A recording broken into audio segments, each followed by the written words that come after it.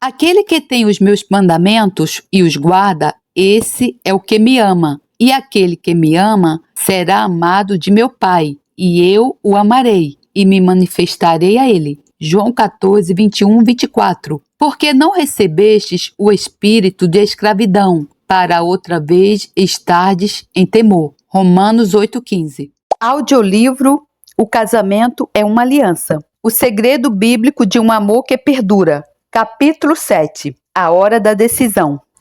Nos capítulos anteriores, tratamos de 3 das relações mais importantes na vida. Por ordem de prioridade são elas: a nossa relação pessoal com Deus, a nossa relação conjugal, se formos casados, e a nossa relação com o povo crente de Deus. Vimos em cada uma dessas áreas o tipo de relação que Deus pôs à disposição daqueles que creem nele e lhe obedecem. Talvez tenhas chegado à conclusão de que tens vivido a um nível muitíssimo baixo numa ou mais dessas relações. Estás disposto a subir para um nível mais alto, mas não sabes como fazê-lo?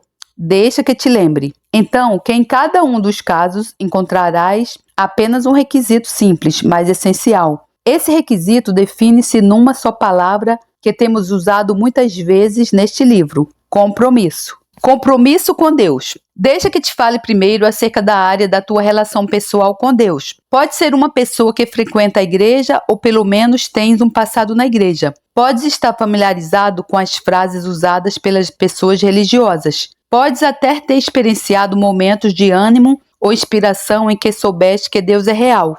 Por outro lado, pode ser uma pessoa sem passado de igreja, embora não sejas adepto de uma religião específica. Tens uma sede no teu coração que anseia saciar, ou até nem pertences a nenhuma dessas categorias. Podes ter chegado a este momento por um caminho exclusivamente teu. Isto não importa agora. O que interessa é que chegaste a um ponto em que desejas ter uma relação pessoal e íntima com Deus. Algo tão profundo e real que nunca mais precisarás de a questionar. Portanto, estás pronto a assumires de todo o coração um compromisso sincero entre ti próprio e Deus, através de Jesus Cristo.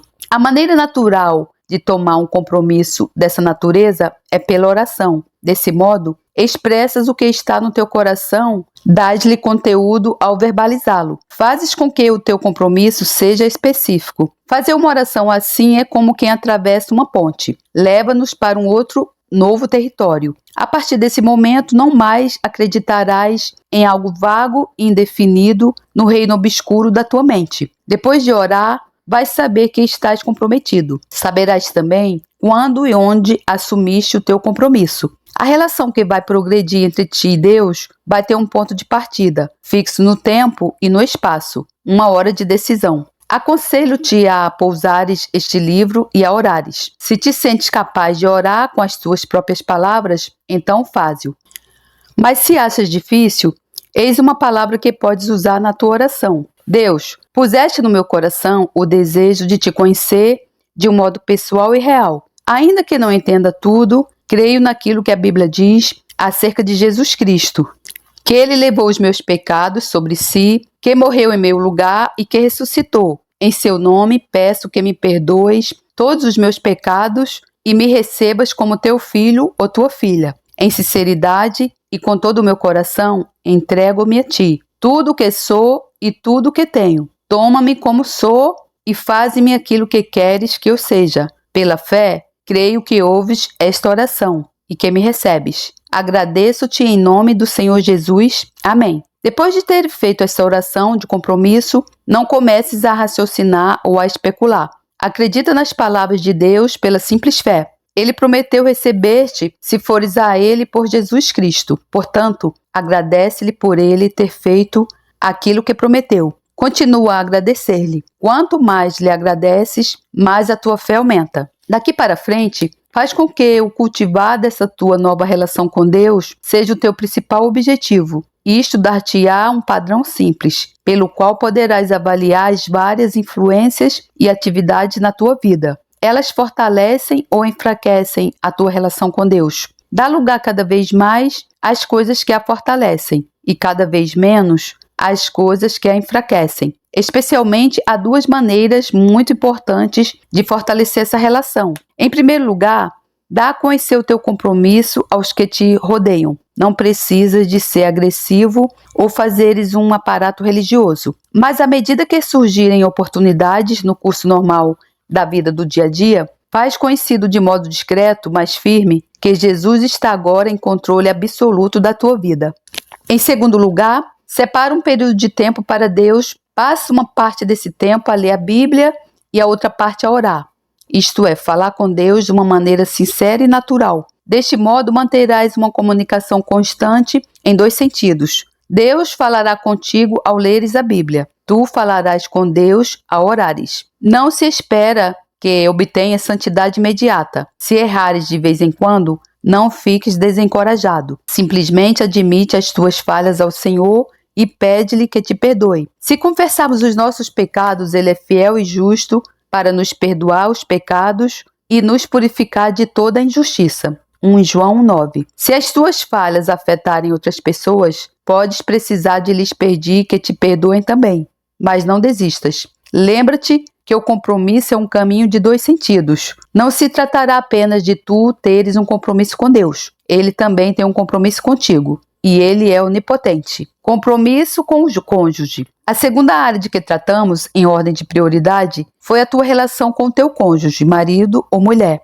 conforme for o caso. Claro que se não fores casado ou não esperares casar, esta sessão não te diz respeito. Pode ter sido já um crente salvo antes de leres este livro, ou podes ter acabado de fazer uma oração de entrega ao Senhor depois de teres lido a sessão anterior. Seja como for, enfrentas agora o fato de o teu casamento não ser o que devia ser. Talvez tenhas entendido pela primeira vez o que poderia ser. Entendes agora que para crentes salvos o casamento é um cordão de 3 dobras. Eclesiastes 4:12. Uma aliança entre ti, o teu cônjuge e Deus. No entanto, é preciso um compromisso pessoal para fazer que uma aliança seja efetiva e assim trazer para o teu casamento um elemento que tem faltado até agora. A graça sobrenatural de Deus, que é toda suficiente. Idealmente, tu e o teu cônjuge deveriam fazer o compromisso ao mesmo tempo, para com Deus e um com o outro.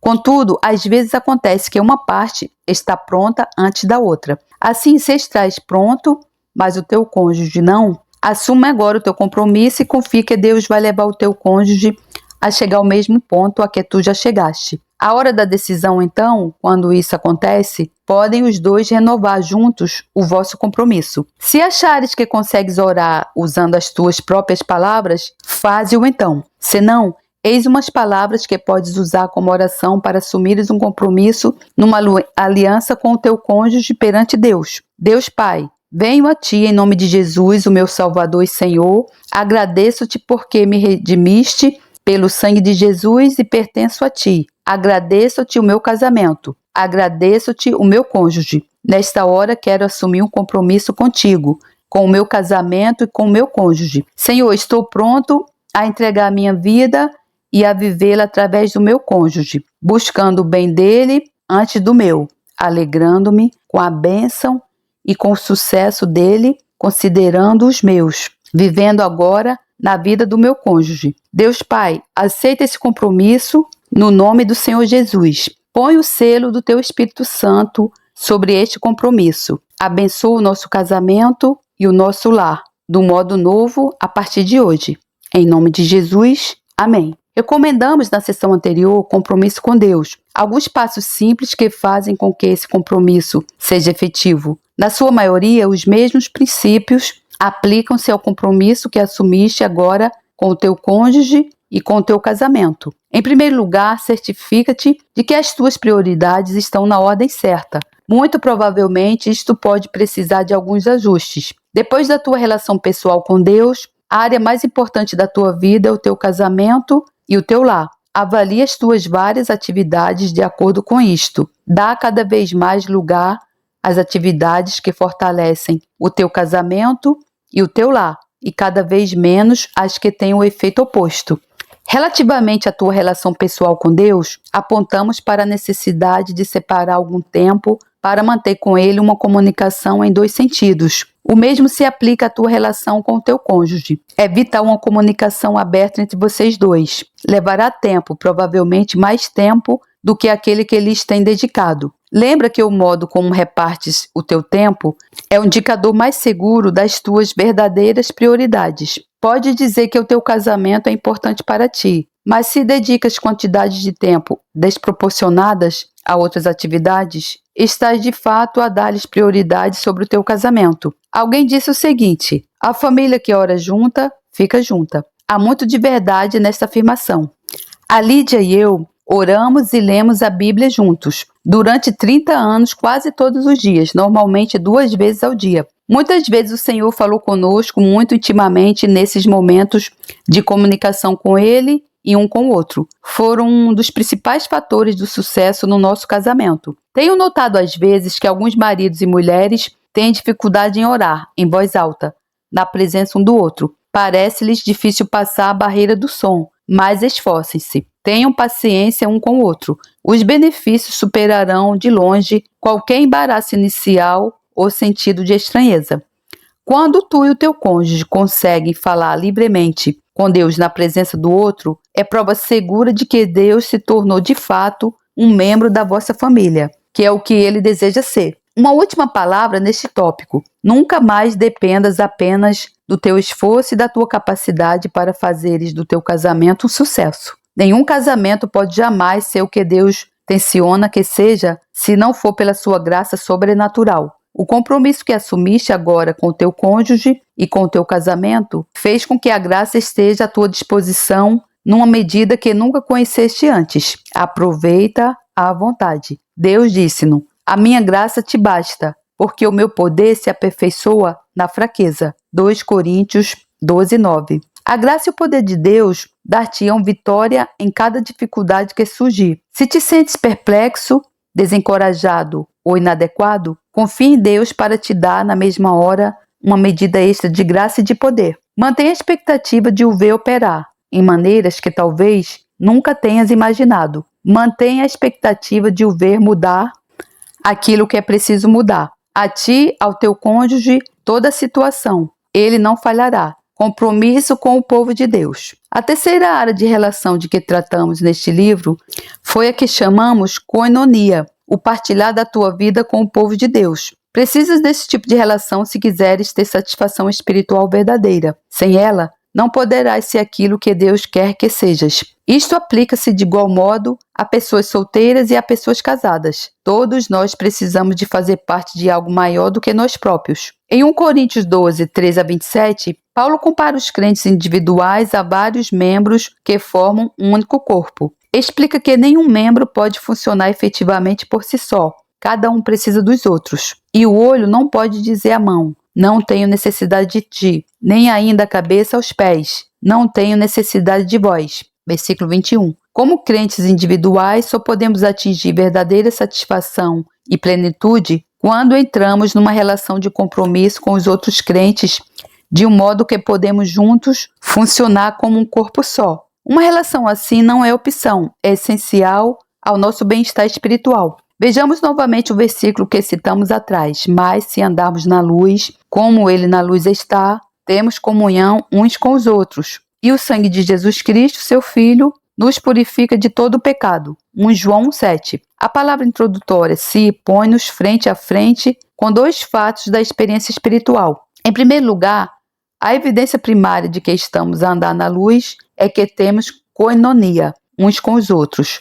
Se não temos essa relação de koinonia com outros crentes, isto é normalmente evidência de que não estamos a andar plenamente na luz. Em segundo lugar, se não estamos na luz da koinonia, já não estamos a experienciar a purificação contínua do sangue de Jesus, o qual, e só Ele, pode manter-nos puros e livres do pecado. Podemos ler em Hebreus quanto à nossa responsabilidade de termos comunhão regular com um grupo de crentes salvos e consideremos-nos uns aos outros para nos estimularmos ao amor e às boas obras, não deixando a nossa congregação como é costume de alguns. Antes, admoestamo-nos uns aos outros, e tanto mais quanto vedes que se vai aproximando aquele dia. Hebreus 10, 24 a 25. De novo, temos aqui duas verdades relacionadas. A primeira é a nossa responsabilidade de nos estimularmos e encorajarmos uns aos outros. A segunda é o fato de que só podemos fazer isso se não deixarmos a nossa congregação.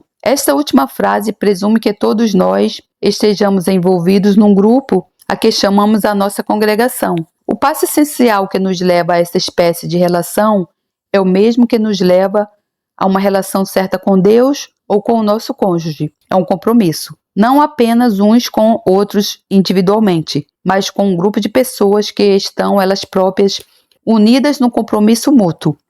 Se assumiste já os primeiros dois compromissos de que tratamos neste capítulo, para com Deus e para com o teu cônjuge, devias agora acompanhá-los com esta terceira forma de compromisso para com um grupo de outros crentes. Infelizmente, nem sempre é fácil, na cristandade contemporânea, achar um grupo que pratica um compromisso mútuo verdadeiro, assente numa base bíblica sólida. No entanto, se disseres ao Senhor que tens essa necessidade de te identificares com um grupo assim e continuares a buscá-lo diligentemente para que te dê direção, podes ter a certeza de que ele te mostrará o que fazer. Lembra-te que Deus prometeu recompensar aqueles que o buscam. Vê Hebreus 11:6. Se fores sério e sincero na tua busca, receberás a tua recompensa. Como diretriz para reconheceres a espécie de grupo que satisfará a tua necessidade, eis 9 perguntas que deves fazer antes de te comprometeres definitivamente. 1.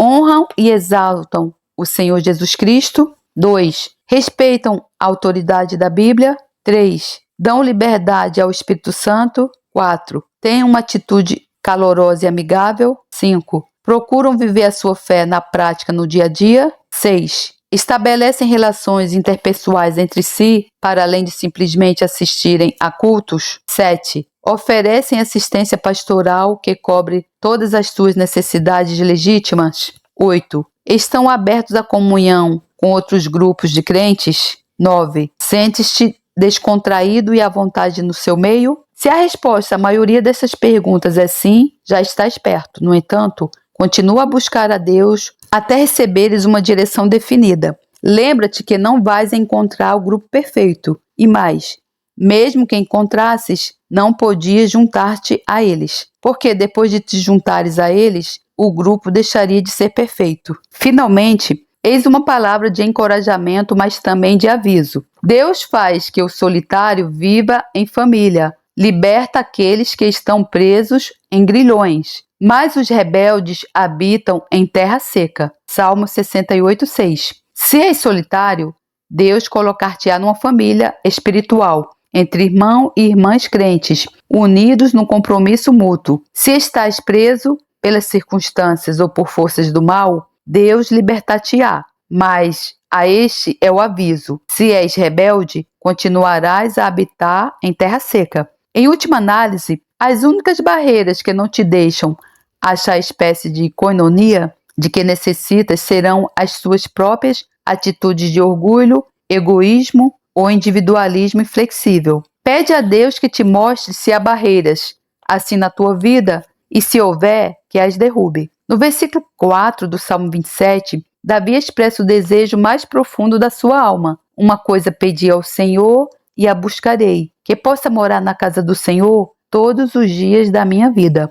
Essas palavras de Davi expressam também o desejo mais profundo da tua alma? Se sim, por que não as refletir numa oração tua? De novo, se te sentes capaz de usar as tuas próprias palavras, faz-o. Mas se preferes, pode usar as seguintes palavras na tua oração. Senhor, sinto-me só e insatisfeito e reconheço anseio por habitar na tua casa, fazer parte de uma família espiritual de crentes dedicados. Se há barreiras em mim, peço-te que as removas. Leva-me até um grupo onde esse meu desejo possa ser realizado e ajuda-me a dedicar-me a esse grupo, como é necessário. Em nome de Jesus, amém.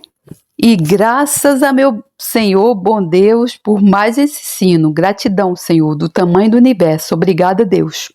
E agora, Senhor, eu finalizo esse livro com uma oração pelos encalhados, assim como eu estou, porque esse ensino é para os casados, e é para os solteiros também. Então, Senhor, conforme diz a tua palavra, que não é bom que o homem viva sozinho, e que dois juntos, quando um cair, o outro levanta o outro, e que os dois juntos também se esquentam. Então, Senhor, conforme a tua promessa, em nome do Senhor Jesus, arruma, Senhor, um homem para as vidas das mulheres que estão aqui escutando esse audiolivro, e uma mulher de Deus para os homens que aqui também estão escutando esses livros. E que o que eu te peço, Senhor, é que esse homem ou essa mulher, para a minha vida, assim como a vida dos meus irmãos que estão ouvindo, sejam tementes ao Senhor, que seja um homem de Deus, temente ao Senhor, que tenha uma verdadeira aliança com o Senhor. E pronto, o mais o Senhor fará. Então é isso que eu te peço, Senhor. Em nome do Senhor Jesus, eu te peço por esse marido, por esse namorado primeiro, depois marido. Oro pela vida dele, abençoa a vida dele, onde quer que ele esteja, e que não seja no meu tempo, que seja no tempo do Senhor. Em nome do Senhor Jesus, eu te agradeço, mas que não demora muito, Senhor, porque eu já estou com quase 50, então eu ainda tenho o sonho de casar, de branco, com flores. Então, Senhor, em nome do Senhor Jesus, eu já te agradeço por esse namorado e esse marido, em nome do Senhor Jesus. Amém! E ao nosso Senhor Jesus Cristo, profunda honra e esplendorosa glória ao Rei de todos os tempos, Deus único, imortal, invisível, sempre e sempre. Amém! Glórias a Deus, louvado seja o meu Senhor, que a graça do Senhor Jesus Cristo, o amor de Deus e a comunhão do Santo Espírito estejam com todos vocês. Amém.